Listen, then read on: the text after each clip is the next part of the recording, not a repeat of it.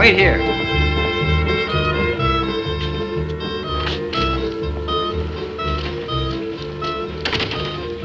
How? Good afternoon, sir.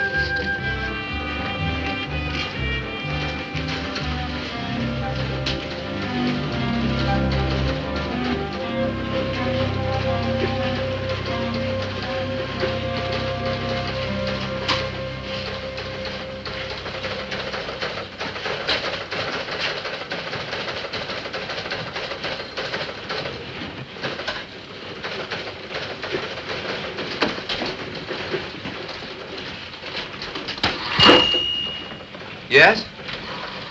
I'd like to see the boss. What'd you say his name is? I didn't say. Cagey, huh?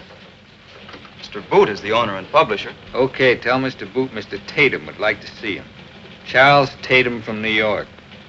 What about? Look, Fan, just ask him, how would he like to make himself a fast $200 a week? What did you say you were selling? Insurance? I didn't say. Cagey, huh?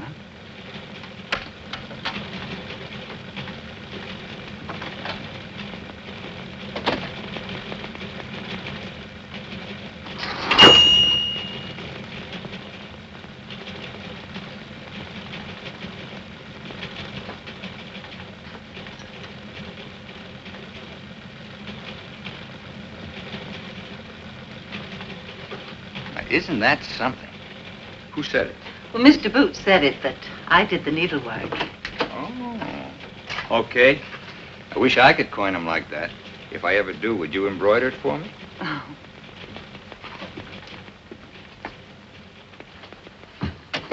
Mr. Tatum? Yes, sir. Go ahead. What is it? Well, Mr. Boot, I was passing through Albuquerque. Had breakfast here. Read your paper. Thought you might be interested in my reaction. You bet I am. Well, sir, it made me throw up. I don't want you to think I expected the New York Times. But even for Albuquerque, this is pretty Albuquerque. All right. Here's your nickel back. Now, what's all this about my making $200 a week? Apparently you're not familiar with my name. Can't say that I am. That's because you don't get the Eastern papers out here. I thought maybe once in a while somebody would toss one out of the super chief and you might have seen my byline. Charles Tatum? Worked in New York, Chicago, Detroit. What about the 200? I was coming to that. Mr. Boot, I'm a $250 a week newspaper man. I can be had for $50. Why are you so good to me? I know newspapers backward, forward, and sideways. I can write them, edit them, print them, wrap them, and sell them. Don't need anybody right now. I can handle big news and little news. And if there's no news, I'll go out and bite a dog. Make it 45. What makes you so cheap? A fair question, considering I've been top man wherever I've worked. You'll be glad to know that I've been fired from 11 papers with a total circulation of 7 million. For reasons with which I don't want to bore you. Go ahead. Bore me.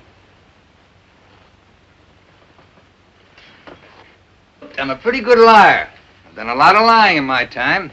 I've lied to men who wear belts. I've lied to men who wear suspenders. But I'd never be so stupid as to lie to a man who wears both belt and suspenders. How's that again? You strike me as a cautious man.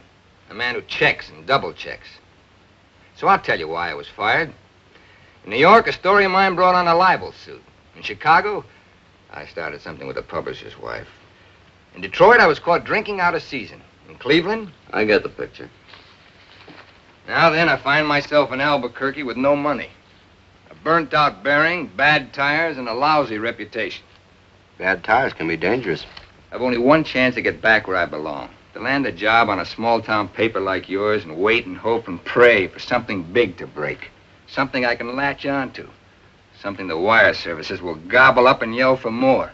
Just one good beat, a Tatum special, and they'll roll out the red carpet. Because when they need you, they forgive and forget.